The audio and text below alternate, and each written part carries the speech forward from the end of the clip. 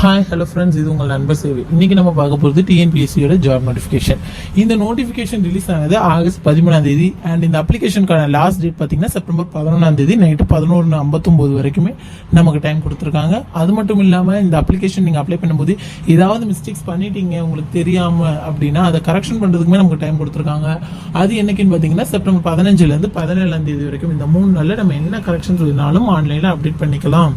தென் apply பண்ண அப்புறம் exam என்னைக்கு அப்படின்னு கேட்டிங்கன்னா இதுக்கான எக்ஸாம் டேட்டுமே நமக்கு இந்த நோட்டிஃபிகேஷனில் கிளியராக கொடுத்துட்டாங்க. இது வந்து பேப்பர் 1 அண்ட் பேப்பர் 2 2 எக்ஸாமாக நமக்கு நடக்குது. அதில் பேப்பர் 1 வந்து நவம்பர் 9 காலையில் 9:30 12 மணிக்குள்ள நடத்தி முடிக்கிறாங்க. அதுக்கான சப்ஜெக்ட் பார்த்தீங்கன்னா Tamil eligibility test, general studies, aptitude and mental ability test, இதெல்லாம் தான் அந்த பேப்பர் 1ல நமக்கு வருது.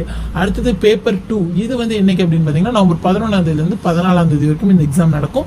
இது வந்து உங்கள் சப்ஜெக்ட் பொறுத்து தான், நீங்கள் என்ன போஸ்ட்டுக்கு அப்ளை பண்ணுறீங்களோ அதை பொறுத்து உங்களோட சப்ஜெக்ட், நீங்கள் அந்த சப்ஜெக்ட் மட்டும்தான் எக்ஸாம் எழுத போறீங்க.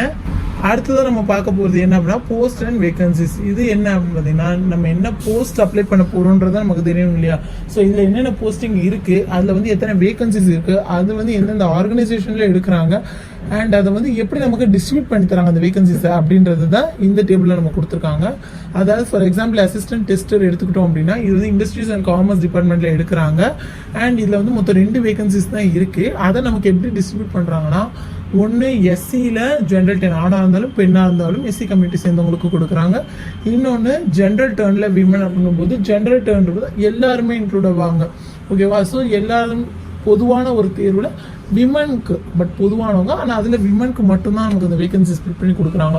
ஸோ இந்த மாதிரி போஸ்ட் அண்ட் வேகன்சி எப்படி டிஸ்ட்ரிபியூட் பண்ணுறாங்க அப்படின்றதையும் ஃபுல்லாக செக் பண்ணிங்க. இதுக்கப்புறம் லைனாக நான் கொடுத்துருக்கேன். ஃபுல் நோட்டிஃபிகேஷன் செக் பண்ணிங்க. கீழே டிஸ்கிரிப்ஷன்லேயும் உங்களுக்காக நான் அந்த நோட்டிஃபிகேஷன் பிடிஎஃப் பின் பண்ணி விடுறேன். Then next eligibility conditions. Eligibility அப்படின்னு பார்த்தீங்கன்னா ஏஜ் எலிஜிபிலிட்டி குவாலிஃபிகேஷன் ஒன்று இருக்குது. ஏஜ் எலிஜிபிலிட்டி பார்த்தீங்கன்னா இந்த எக்ஸாம் அப்ளை பண்ணுறதுக்கு மினிமம் 18 இயர்ஸ் கம்ப்ளீட் ஆகிருந்தா அதுக்கு எல்லா போஸ்ட்டுக்குமே அப்ளை பண்ணலாம். ஆனால் இதில் ஒரு போஸ்ட்டுக்கு மட்டும் மினிமம் ஏஜ் லிமிட் வந்து 21 அப்படின்னு கேட்குறாங்க. அந்த போஸ்ட் என்னென்னா motor vehicle inspector great 2. And இதில் வந்து எப்படி minimum and maximum age limit என்ன அப்படின்னு தெரியணும்னா இந்த மோட்டார் வெஹிக்கிள் இன்ஸ்பெக்டருக்கு மட்டும் minimum age limit 21, maximum age limit 34. அதுவே எக்ஸ் சர்வீஸ் மேனாக இருந்தால் அவங்களுக்கு ஏஜ் கன்செஷன் கொடுக்குறாங்க. அது 50 வயசு வரைக்குமே கொடுக்குறாங்க. அது மற்ற போஸ்ட்டுங்கெலாம் என்ன போஸ்ட்னா 18 வயசு ஆகியிருந்தாலே போதும் அப்படின்னு சொல்லியிருந்தேன்னா, அப்போது அவங்களுக்கான மேக்ஸிமம் ஏஜ் லிமிட் என்ன, எத்தனை வயசு வரைக்கும் அவங்க அப்ளை பண்ணலாம் அப்படின்னு பார்த்தீங்கன்னா டிஸ்ட்ரிக்ட் விடுவர் தான் நோ ஏஜ் லிமிட்டாக தான், அவங்களுக்கு ஏஜ் லிமிட்டே கிடையாது.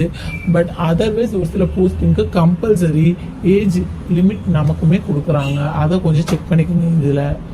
Then after that supporting document என்னென்னு பார்த்தீங்கன்னா உங்களோட ரீசன்ட் பாஸ்போர்ட் சைஸ் ஃபோட்டோ ஒன்று, உங்களோட signature and your qualification documents, அப்புறம் எஜுகேஷனல் அண்ட் எக்ஸ்பீரியன்ஸ் அப்படின்னு பார்த்தீங்கன்னா சேம் எக்ஸாம்பிளாக சொல்கிறேன். இந்த அசிஸ்டன்ட் டெஸ்டருக்கு என்ன கேட்டிருக்காங்கன்னு பார்த்தீங்கன்னா டிகிரி இன் எலக்ட்ரிக்கல் இன்ஜினியரிங் ஒரு எலக்ட்ரானிக் இன்ஜினியரிங்காக இருந்தால் அப்ளை பண்ணலாம். இல்லை டிப்ளமோ இன் எலக்ட்ரானிக் இன்ஜினியரிங் ஒரு எலக்ட்ரானிக்ஸ் இன்ஜினியரிங்காக இருந்தாலும் அப்ளை பண்ணலாம். ப்ளஸ் டிப்ளமோவாக இருந்தால் 1.5 years ஃபீல்ட் ஆஃப் எலக்ட்ரிக்கல் டெஸ்டிங்கில் எக்ஸ்பீரியன்ஸ் இருக்கணும். அதுவே டிகிரி ஹோல்டராக இருந்தால் 6 months இருந்தால் போதும். ஸோ இது வந்து எக்ஸ்பீரியன்ஸ் அண்ட் எஜுகேஷனல் குவாலிஃபிகேஷன். இதை பற்றின மற்ற போஸ்டிங்க்கு என்னென்ன வேணுன்றதும் இந்த டீட்டெயிலாக கொடுத்துருக்காங்க. ஃபுல் நோட்டிஃபிகேஷனையும் கிளியராக செக் பண்ணுங்கள், ரீட் பண்ணுங்கள், அப்போ தான் உங்களுக்குமே புரியும்.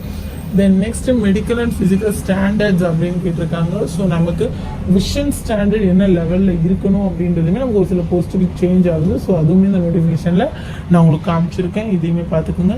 அப்புறம் ஸ்கீம் ஆஃப் எக்ஸாமினேஷன் அப்படின்னு பார்த்தீங்க அப்படின்னா அதில் என்ன கொடுத்துருக்காங்கன்னா இப்போ தமிழ் எலிஜிபிலிட்டி டெஸ்ட் வந்து மொத்தம் 100 கொஸ்டின்ஸ், தமிழ் எலிஜிபிலிட்டி டெஸ்ட்டுக்கு வந்து மொத்தம் 100 கொஸ்டின்ஸ் கொடுக்குறாங்க. அதில் வந்து 150 மார்க்கு கொடுக்குறாங்க. அந்த 100 கொஸ்டினுக்கு 150 மார்க்கு கொடுக்குறாங்க. அப்படின்னா ஒரு கொஸ்டினுக்கு 1.5 marks கொடுக்குறாங்க. ஓகேவா. இந்த 150 marksல நீங்கள் 60 மார்க் எடுத்தாலே எலிஜிபிள் தான், குவாலிஃபை ஆகிட்டீங்க, பாஸ் ஆகிட்டீங்க அப்படின்றது தான் அர்த்தம். ஸோ இந்த மாதிரி டெஃபினிஷன்ஸுமே இதில் கொடுத்துருக்காங்க. அதுக்கு அடுத்தடுத்து அதையுமே செக் பண்ணிக்கோங்க. இதுக்கேற்ற மாதிரி ப்ரிப்பேர் பண்ணுங்கள். உங்களுக்கு எக்ஸாம் ப்ரிப்பேர் பண்ணுறது ஈஸியாக இருக்கும், அந்த எக்ஸாமில் பாஸ் ஆகுறதுமே ரொம்ப ஈஸியாக இருக்கும். தேங்க்ஸ் ஃபார் வாட்சிங்.